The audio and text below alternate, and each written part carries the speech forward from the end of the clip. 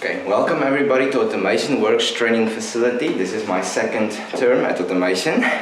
So now I'm just going to go through my project for this term and explain to you what I did, my motivation, my problem statements, and so on. Okay, my name is Ronaldo for those of you who don't know. So yeah, my project's name is Automated Greenhouse System that I designed for. It's basically, just keep it quiet, but it's mostly for my mom to help her. Yeah. This is what I'm going to tell is all the stuff I learned of the Discover Arduino, which is this term's main function.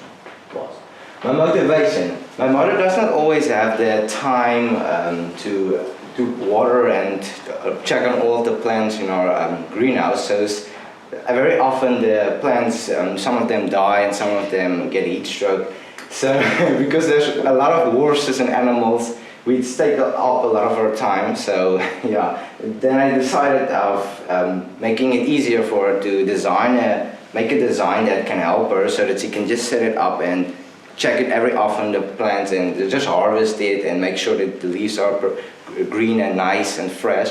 And then if there's something wrong, just tell me. And so that's my motivation for this this project. Now my problem statement is to design and build an affordable and easy to use electrical Arduino gardening system to sustain plant growth and keep the moisture levels in the ground at a specific level for each plant, as well as to use it for different areas, different locations. That's my main problem statement. So you can use it like in towns and on farms, all those areas. Okay, now this is a rough design sketch which I started with in the beginning before I did anything of my design. This is just a quick layout of our greenhouse. It looks pretty interesting.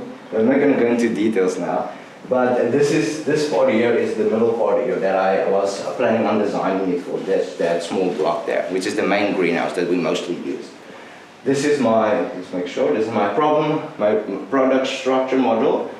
This is basically how the main parts of my design, which is the most important one is the Arduino Uno, which is where you write the code on the laptop and you upload it to the Arduino Uno, and that Arduino uses that code to control and connect to all of the other components. So basically how this works is there's an Arduino Uno here who gets its power from the power supply. Now, when the power supply is 12 voltage, so it puts 12 volts to the Arduino, but the Arduino can only use 5 volts. So there's a buck converter on the Arduino which swaps that 12 volt into, it converts that 12 volt into 5 volts for the Arduino Uno. And then there's also power of a relay module, which the power supply is also connected to power the relay module. I'll show you later exactly how that look and work.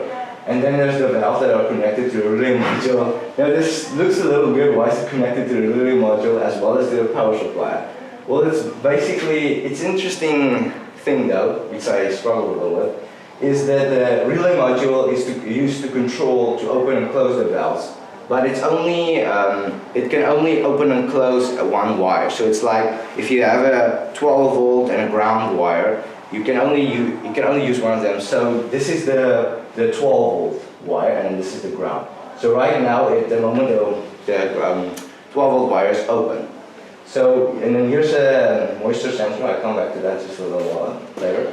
So at the moment this moisture sensor is in the ground, and then Arduino reads the moisture, the humidity and the moisture of the moisture sensor. As soon as this level reaches a certain level, the Arduino sends a signal to the relay module through the connections, and then the relay module basically, it's like a coil, so it just connects. It's just a trigger switch that opens and closes. So as soon as the Arduino sends a signal to the relay module, it opens, and then the voltage flow to the valve, which opens the valve.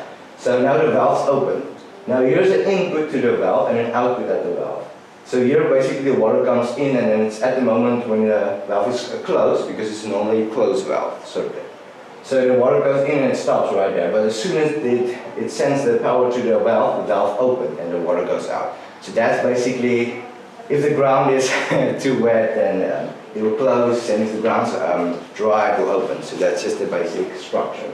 I might have gone in a little bit too far. This is a capacitive soil moisture sensor. It's, I'll explain to you now how that works. And this is my Arduino board. This is how the valve looks. And this is the relay module. Now what the capacitive soil sensor does, is when you put it in the ground, it reads just a bunch of amount of numbers and stuff, which is just the humidity. It's like uses almost like the pressure or stuff of the ground and the water, like as it press onto the soil sensor, the moisture sensor. Then it reads that humidity, and then it sends it to the Arduino. The Arduino uses that and then transfers that into a percentage. And then it uses that percentage to know which time it needs to connect to which percentage it needs to connect to the relay module to open the valve.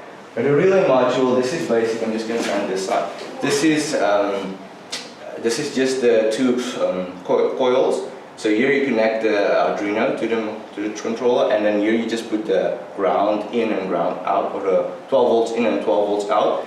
And then this side is the normally closed, and then this side is normally open. So I can show you a demonstration a little later exactly how that works. It might sound a little confusing now.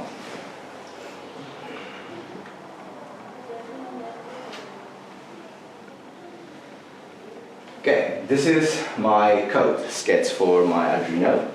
Just going to click over it. Here I just declare the moisture, the humidity that the sensors read. Here's my pin layout and my low level.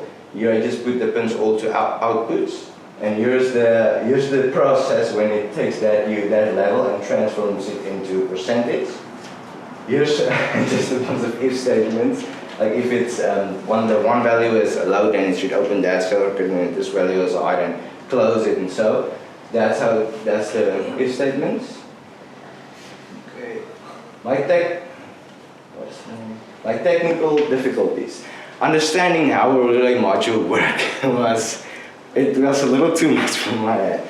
And then as well as figuring out exactly how to open and close a valve, also as how it works. Because before I can understand how to open and close it, I first need to know how it actually works. And then writing the code in order, because I first just wrote a code for the one sensor, but then I connected two, so I wrote the second code, and then I have to connect it in order, like wrote in order. And then the second one was connect all of my components with wires in a neat and an order way, so it doesn't look just like a bunch of spider web. Okay, and this is my technical success. I was successful in understanding the way of a relay module and how it works, thanks to Nick for that. As well as understanding that, I added it to my system, which helped me to open and close the valves. So that problem was also solved. And then writing the code in an order was also successful. By connecting the components one by one, I was successful in connecting them correctly. My lessons learned. One of the most important things that I learned this term basically with this stuff was to connect the wires correctly. To make sure you was connected correctly. Double check, maybe 3 times or 4. Not to connect the positive and the negative together if you want to stay alive.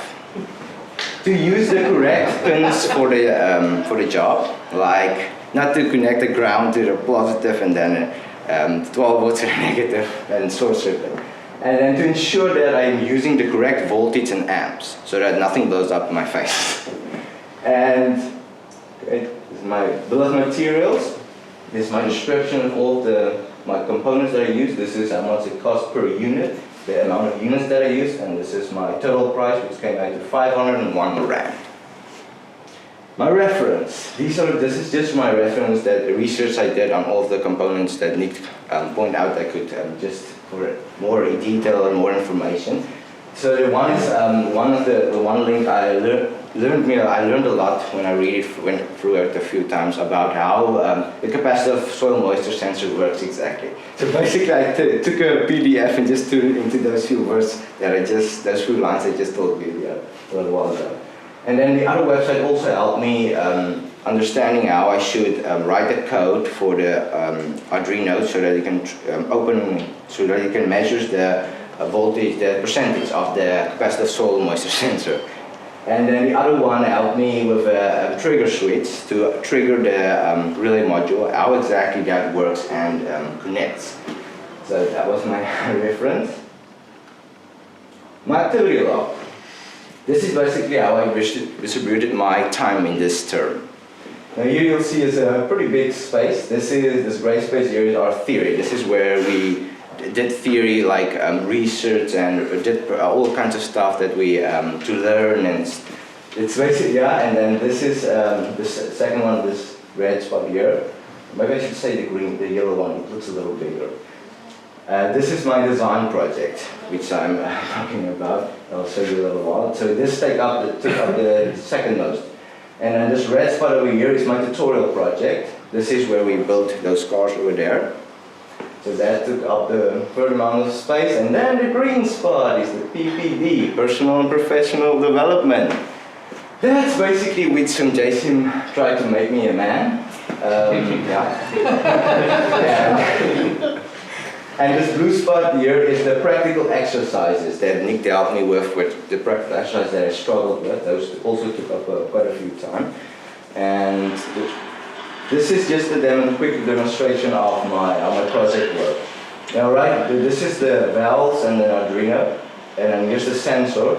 Now, as soon as the sensors get wet, you see the valve closes and the water shuts off. Now it's in. And now as soon as it's out, it turns on again. But I can show you a better demonstration than this one. Okay, thank you all for coming and listening to my presentations. And do you have any questions for me?